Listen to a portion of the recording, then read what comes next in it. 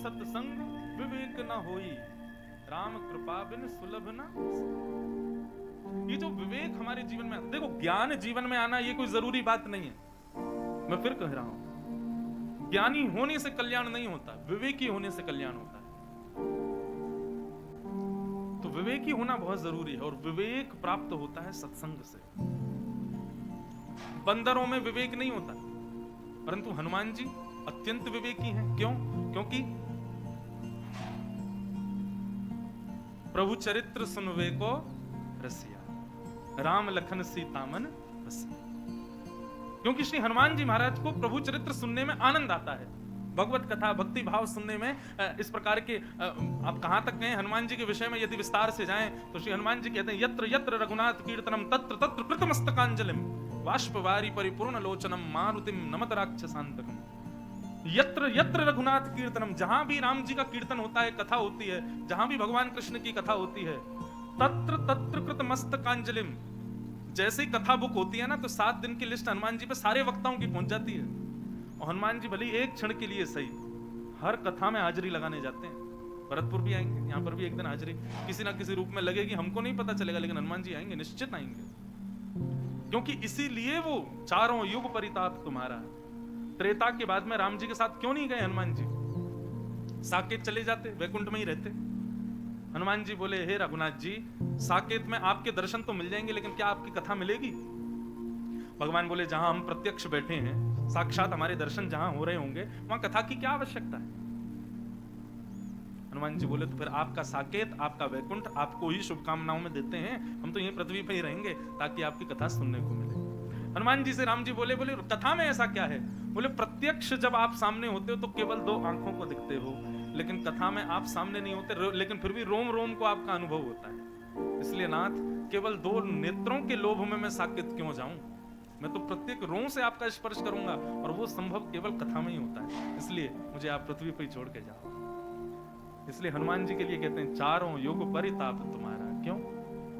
कलयुग में भी हैं हनुमान जी, और क्या करते हैं? पूरे दिन केवल यही करते हैं, कहां कथा हो रही है, कैसी चल रही है, क्या हो रहा है, उस कथा में उनको आना, एक क्षण के लिए इस सैया में जरूर आते हैं हनुमान जी। अच्छा, हनुमान जी की पहचान क्या? कथा में हनुमान जी आए, हमें कैसे पता चले? तानपुरा स्वर,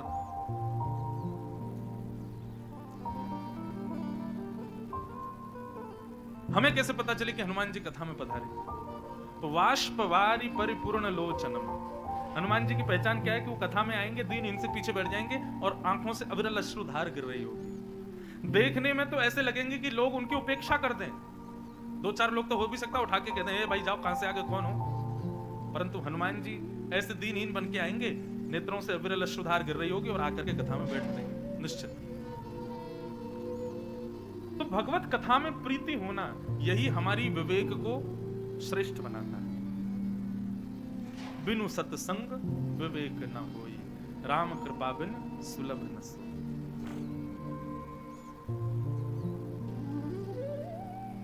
आगे भागवत में वर्णन आता है, 88,000 सौनकादि ऋषि नैमिषारण्य क्षेत्र में मानव कल्याण के लिए यज्ञ कर रहे थे, हम मानवों के कल्याण के लिए। परंतु अनेक वर्षों में पूर्ण होने वाला यज्ञ 2-4 दिनों में ही सब सौनकादि ऋषि परेशान हो गए, क्या करें, मानव कल्याण कैसे होगा? तभी वहां सूत जी महाराज का आगमन हुआ, और सूत जी से उन्होंने एक प्रश्न किया। और वो प्रश्न क्या किया? कि श्रेयसाम यद भवेत् श्रेय पावनानां च पावनम कृष्ण प्राप्ति कर्म सस्वत साधनम तत्पदाधुना।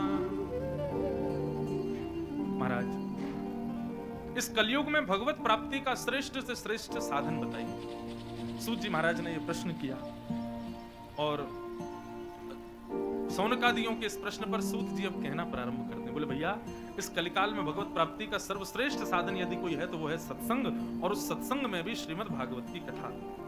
आज महात्म्य है ना, भागवत का महत्व बताया जाएगा। क्या क्या महत्व है? तो काल व्याल मुखग्रास त्रास निर्णास हेतवे श्रीमद् भागवतम शास्त्रम कलौकीरेण भाषते। भागवत की कथा सबसे श्रेष्ठ सत्संग है। क्यों? क्योंकि श्रीमद् भागवत में चारों वेद 18 पुराण, 18 उपपुराण, 18 महापुराण, इतिहास आदि जितने भी हमारे धर्म ग्रंथ हैं, उन सबका सारम सारम समुद्वतम, सबका सार विद्यमान है भागवत में।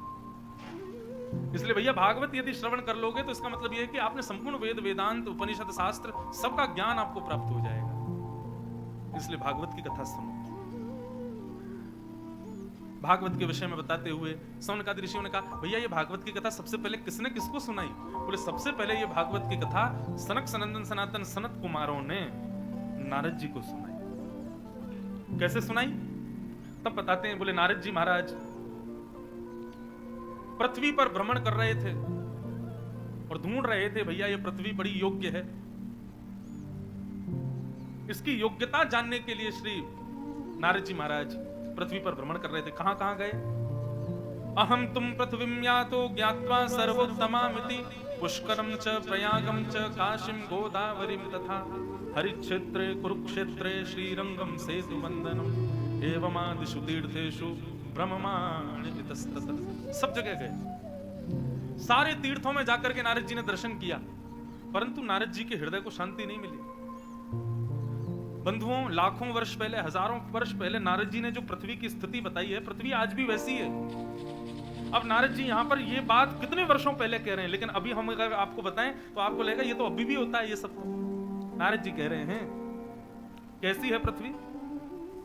बोले सत्यम नास्ति तपः शौचम दया दानम न विद्यते उदर भरिणो जीवा बकारा उदरणम भरिणो जीवा बराकाह कूट भाषिण मंदा सुमंद मतयो मंद भाग्या हिपद्रुता पाखंड निरता संतो विरक्ता सब परिग्रह।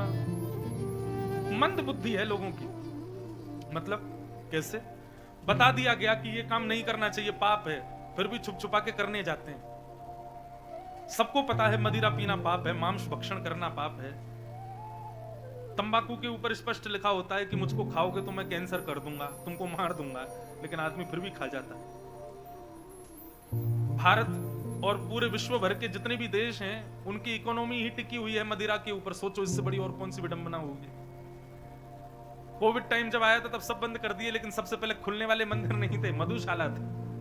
क्यों? बोले भैया इकोनॉमी सुधारनी है तो ये तो खुलना पड़ेगा।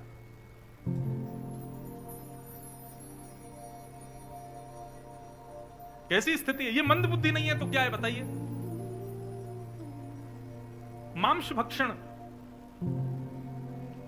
बस 8 मिनट का सुख मिलता है भोजन करने में। कितनी देर का? 8 मिनट, और वो भी हर मिनट में भोजन का स्वाद जो है वो कम होता चला जाता है।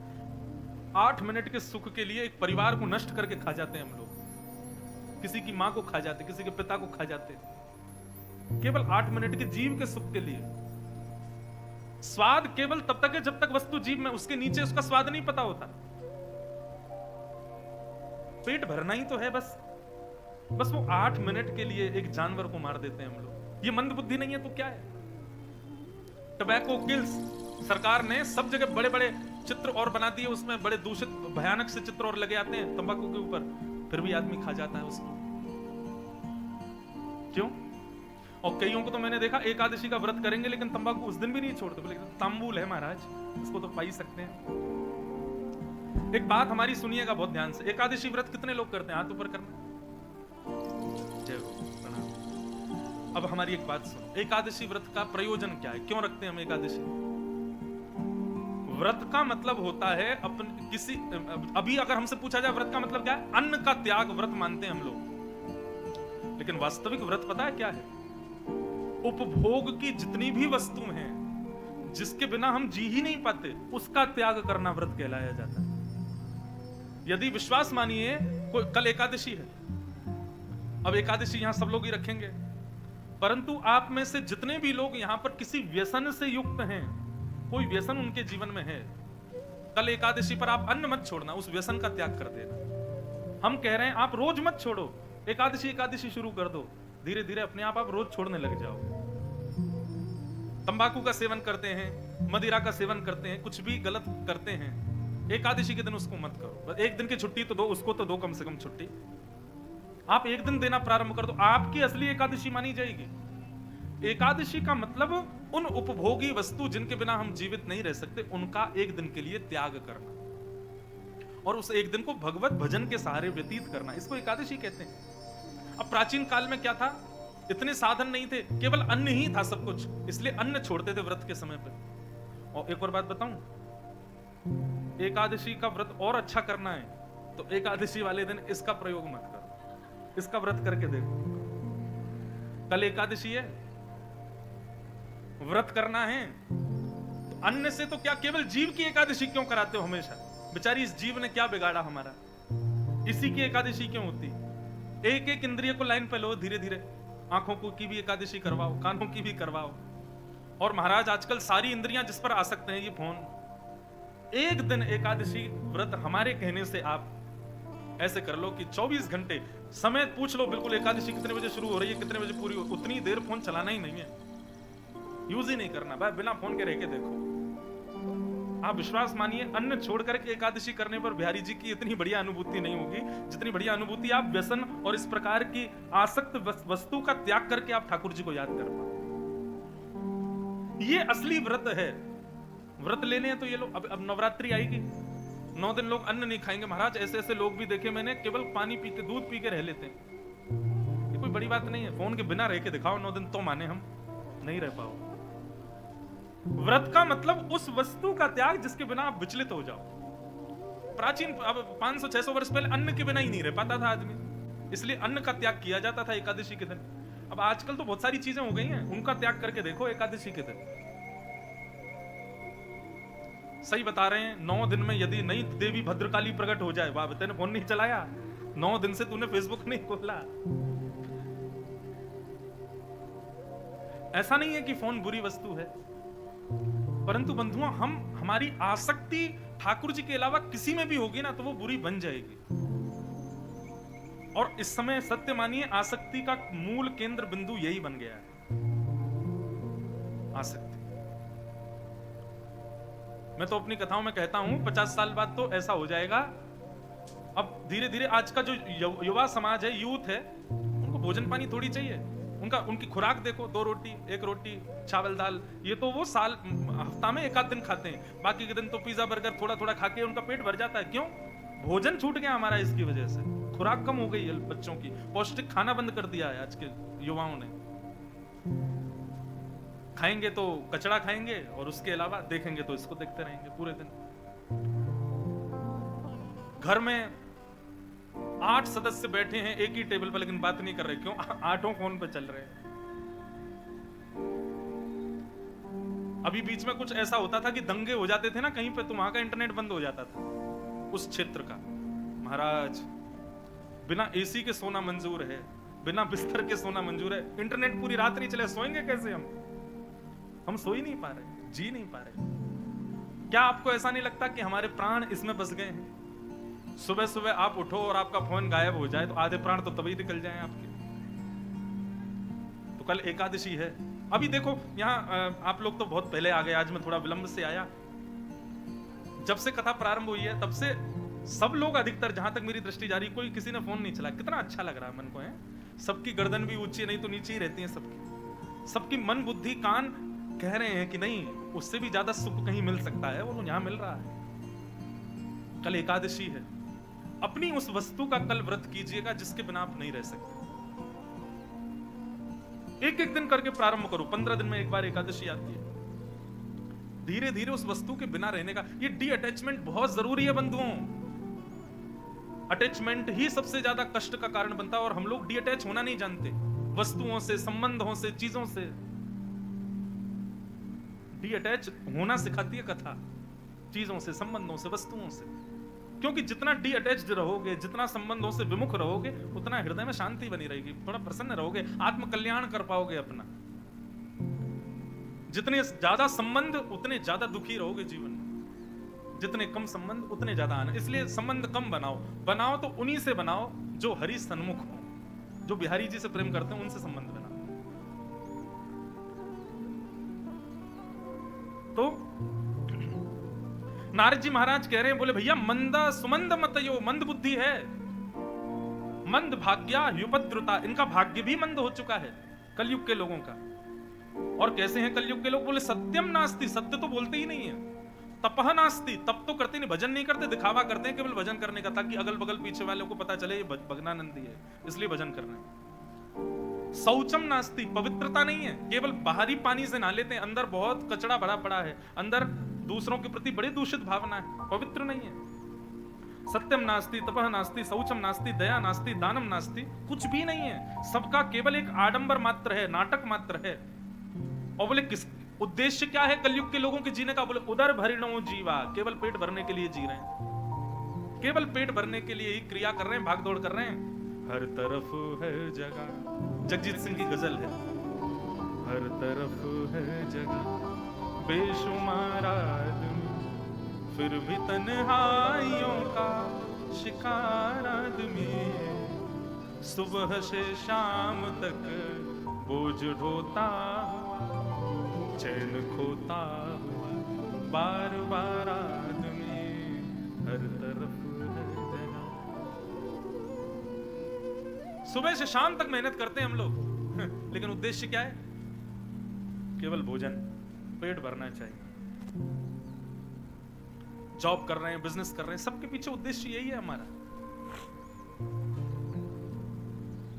उदर भरिणो जीवा, ये हमारे जीवन का उद्देश्य है।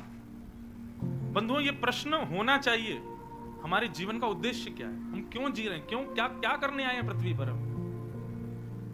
क्योंकि जो हम कर रहे हैं वो तो सभी लोग कर रहे हैं, तो फिर उनमें हम में अंतर क्या रह गया? उद्देश्य क्या है? ये प्रश्न व्यासपीठ से है आप लोगों के लिए, 7वें दिन उत्तर देना मुझको इसका। जिसको भी समझ आए, बीच में भी जिसको समझ आ रहा हो, अपना उत्तर लिख करके मुझे देना। जिसका उत्तर सबसे बढ़िया लगेगा मैं मंच से बोलूंगा उसका। आपके जीवन का उद्देश्य क्या है? क्यों जी रहे हो आप, या क्यों आए हो इस पृथ्वी पर?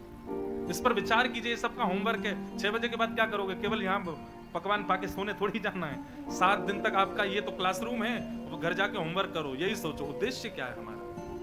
और जिस भाव पर टिक जाओ कि हाँ यही है उद्देश्य, हमको लिख के देना फिर व्यासपीठ। मैंने मुंबई में कथा थी कुछ दिन पहले, वहां पर बोला था विश्राम वाले दिन इतने सारे पत्र आए, तो सबका उद्देश्य देख करके सच बता रहा हूं, मैं तो निकल चुका था, मेरी फ्लाइट थी। फ्लाइट में जब देखा तो नेत्र सजल हो गए। पहले किसी ने तो लिखा पहले दिन हमारा उद्देश्य कुछ और था, लेकिन 7 दिन कथा सुनने के बाद उद्देश्य कुछ और हो गया। ये पहचानिए, जानिए हम क्यों जी रहे हैं, क्यों। और ये बात मैं नहीं कह रहा हूं, आद्य गुरु शंकराचार्य कहते हैं, को हम कस्तम कुतायात को में जननी को में तात।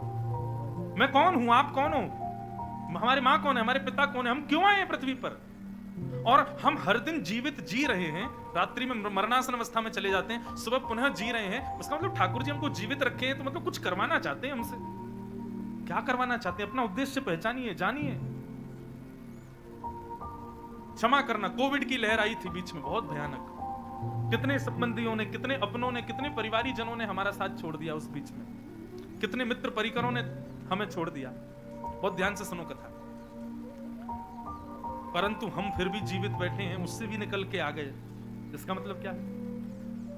ठाकुर जी का कोई ना कोई तो कार्य है जो हमसे वो संपन्न कराना चाहते हैं, इसीलिए हम हर दिन जीवित हैं। ढूंढो, पहचानो, जानो उस बात को। इसलिए अपने जीवन का उद्देश्य क्या है, ये आप सबके लिए होमवर्क है, इसको पूरा करो। और जिसको जब समझ आ जाए, बुद्धि ठौर हो जाए, स्थिर हो जाए, बोले यही उद्देश्य है, लिख करके हमको देना व्यासपीठ पर। हम देखें भाई क्या सीख रहे हो आप लोग। उदर भरिणो जीवा, नारद जी कहते हैं केवल पेट भरने के लिए जी रहे हैं संसार के लोग। बरा का कूट भाषण, और क्या कहते हैं? बोले पाखंड निरताः संतो विरक्ता सपरिग्रह। बोले संत नहीं रह गए, संतों के नाम पर केवल पाखंड रह गया है।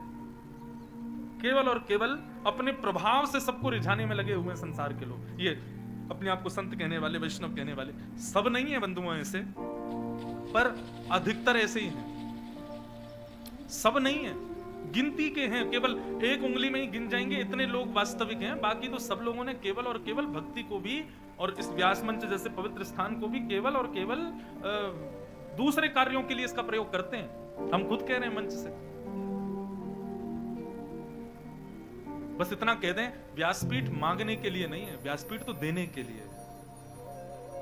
और देने के लिए भी कोई साधारण नहीं, श्री कृष्ण को प्रदान करने के लिए व्यासपीठ मिलती है। बहुत बड़ा दायित्व है व्यास के ऊपर, और व्यास उस दायित्व को नहीं समझता, इसके लिए उसको भोगना पड़ेगा।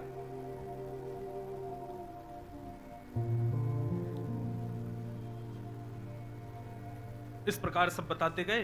बताते यहाँ पे तो ये भी लिखा है शाल को बुद्धिदायक, बड़े भैया की बात नहीं मानते, लेकिन पत्नी के भैया की बात जरूर मानेंगे। क्यों? पत्नी का भैया बुरा नहीं मान जाए। तो यहाँ जितने भी पत्नियों के भैया बैठे हो बुरा नहीं मानना। यहाँ पर नारद जी कह रहे शाल को बुद्धिदायक। और वृद्ध माता बोले बेटा ऐसा करो, उसकी नहीं सुनेंगे, पत्नी का ऐसा करो जो आज्ञा, आप जो कहोगे वो तो करना ही है हमको। इस प्रकार की यहाँ बहुत सारी बातें बताई गई। फिर कहा गया शादी जैसे पवित्र संबंध को भी कन्या विक्रय का रूप बताया गया यहाँ पर। बोले क्या करना है? बोले कुछ नहीं, केवल मोल भाव लगाया जाता है। हमारे बेटे ने इतनी पढ़ाई करी, इतना पैसा तो लगाना ही पड़ेगा। बेटे को इसी भाव से पढ़ा रहे, बेटा ज्यादा पढ़, क्यों? तभी बढ़िया घर की लड़की मिलेगी, तभी बढ़िया पैसा लगेगा शादी में। मोल भाव होता है, कन्या विक्रय होता है, वर विक्रय होता है। सब बातें बताते हुए नारद जी बोले मैं सब जगह भ्रमण करता करता जैसे ही वृंदावन पहुंचा, तब मैंने वृंदावन में क्या देखा? बोले एक तरुणी, एक युवा कन्या बैठी है, परम सुंदरी है यमुना के तट पर, और उसकी गोद में दो वृद्ध लेटे हुए हैं। मैंने देखा, मैंने कहा एक युवा कन्या की गोद में बुढ़े क्यों लेटे हैं?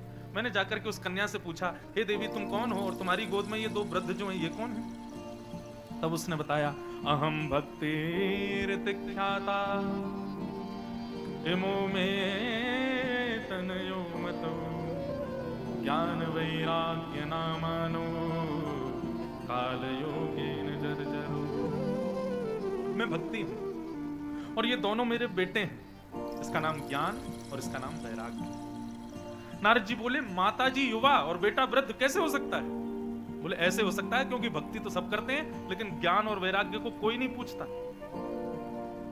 भक्ति बंधुओं सबके हृदय में, पर ज्ञान किसी को नहीं है, वैराग्य किसी के पास भी नहीं। और माफ कीजिएगा, जहां पुत्र प्रसन्न नहीं है वहां मां प्रसन्न कैसे रह सकती है? ज्ञान का मतलब मैं पुनः कहूंगा, ज्ञान का मतलब विवेक ही लीजिएगा। विवेक का मतलब क्या होता है? सद और असद की पहचान, इसको विवेक कहते हैं। सही गलत की नॉलेज होना, ये विवेक है। जैसे छोटा बालक है, उसको 100 रुपए का नोट दो, फाड़ देगा, लेकिन जैसे ही धीरे धीरे बड़ा होगा 100 रुपए की नोट दो तो जेब में डाल लेगा। ये उसको क्या हो गया? ये ज्ञान नहीं हुआ, ये उसको विवेक हो गया कि वस्तु मेरी उपयोग की है। छोटे बच्चे को कांच का ग्लास तो फेंक देगा, लेकिन वही ग्लास 15, 16 साल, 18 साल के बच्चे को तो संभाल के रखेगा। यही विवेक है बंधुओं, बस वस्तु से क्या सही है क्या गलत इसकी पहचान होना, इसको विवेक कहते हैं। हम लोग ज्ञानी तो बन जाते हैं, विवेकी नहीं बन पाते। और जो व्यक्ति विवेकी नहीं बनता उसके हृदय में भक्ति सदैव वृद्धि रहती है, उसके हृदय में सदैव भक्ति बुद्धि ही रहती है। इसलिए भक्ति को प्रसन्न करना है तो पहले विवेक जीवन में लाओ, विवेक आएगा सत्संग से। तो यह है ज्ञान, भक्ति का पहला बेटा। भक्ति के दूसरे बेटे का नाम है वैराग्य। वैराग्य का मतलब यदि हम आपसे पूछें क्या है तो आप कहोगे घर परिवार छोड़ देना, यह वैराग्य है? नहीं, वस्तु का त्याग नहीं, वस्तु के प्रति जो हमारी आसक्ति है उस आसक्ति का त्याग। आसक्ति का त्याग करो, मतलब 56 भोग बने हों लेकिन फिर भी आपकी रसना पर इतना वशीकरण हो कि आप उसको छुओ ही नहीं। कई युवा भाई बहन लोग मेरे से बोलते हैं, हम लोग कॉलेज जाते हैं, हम लोग ऑफिस जाते हैं, वहां के हमारे सब मित्र लोग सब खाते हैं तो हमारा भी मन कराता है। इसका मतलब क्या है? आपके अंदर वैराग्य नहीं है, आप वस्तु को देख करके विचलित हो जाते हो। ये विचलन ना होना, इसको वैराग्य कहते हैं। अब किसी ने अपने नाम के आगे लिख दिया ब्रह्मचारी। ब्रह्मचारी का मतलब क्या? जिसका ब्याह ना हुआ हो, जो बाल ब्रह्मचारी हो, बचपन से ही बिल्कुल ब्रह्मचर्य का पालन कर रहा हो, वो ब्रह्मचारी। तो ब्रह्मचारी भी दो प्रकार के होते हैं। एक तो वो होते हैं जिन्होंने 35 साल तक को प्रयास तो बहुत किया, हो जाए कहीं से तो कोई मिले, किसी से तो हो, कोई तो भाए, किसी को तो हम भाएं, लेकिन बेचारों ने जब देखा कि अब 40 की उम्र हो गई, बाल उड़ने लगे, अब तो संभव नहीं है। सुनो, हमारे नाम के आगे लिख दो बाल ब्रह्मचारी, कहीं से तो योग्यता मिले। ब्याह ही नहीं हुआ तो क्या करे, बाल ब्रह्मचारी बोल दो भैया सब। एक तो ये है ब्रह्मचारी, और एक ब्रह्मचारी कौन? अत्यंत सुंदर हैं और अत्यंत सुंदरी नारियों के अप्रोचेस के बाद भी अपने आप को वशीकृत करके रखे, अपने मन को विचलित ना होने दे। अत्यंत प्रकार के व्यसनों के मिलने के बाद भी अपनी इंद्रियों को उनके प्रति आकर्षित ना होने दे, वो श्रेष्ठ ब्रह्मचारी। इसको कहते हैं वैराग्य। वैराग्य का मतलब घर परिवार छोड़ देना नहीं होता। वैराग्य का मतलब वस्तु सामने हो लेकिन आपकी स्थिति उसके प्रति गिरे ना, वो वैराग्य। अब जैसे कल एकादशी का व्रत है, घर के कई लोग रोटी सब्जी खाएंगे कल भी, क्योंकि छोटे बालक, अति वृद्ध, बीमार को व्रत नहीं करना चाहिए। लेकिन जिनके व्रत होते हैं वो लोग कैसे रहते हैं? भैया सुनो, हमारे सामने मत खाओ रोटी। क्यों? अब तुम खा रहे हो, मन हमारा हो रहा है। आपका व्रत उसी समय टूट गया जिस समय आपका मन हो गया कि ये खा रहा है मैं भी खा लूं। कब द्वादशी आएगी, कब हमारा व्रत टूटे? व्रत उसी समय टूट जाता है जिस समय आप वस्तु के प्रति आकर्षित हो गए। जैसे ही किसी वस्तु के प्रति आपका मन आने लग जाता हो, सोई आंख बंद करके हे बिहारी जी, श्री कृष्ण गोविंद हरे मुरारे, हे नाथ नारायण वासुदेव, उनको प्रार्थना कर लेना। उसके बाद आप आंख खोल के देखोगे आपका मन नहीं करेगा उसके प्रति। धीरे धीरे इस प्रकार मन हमारा वशीकृत होगा।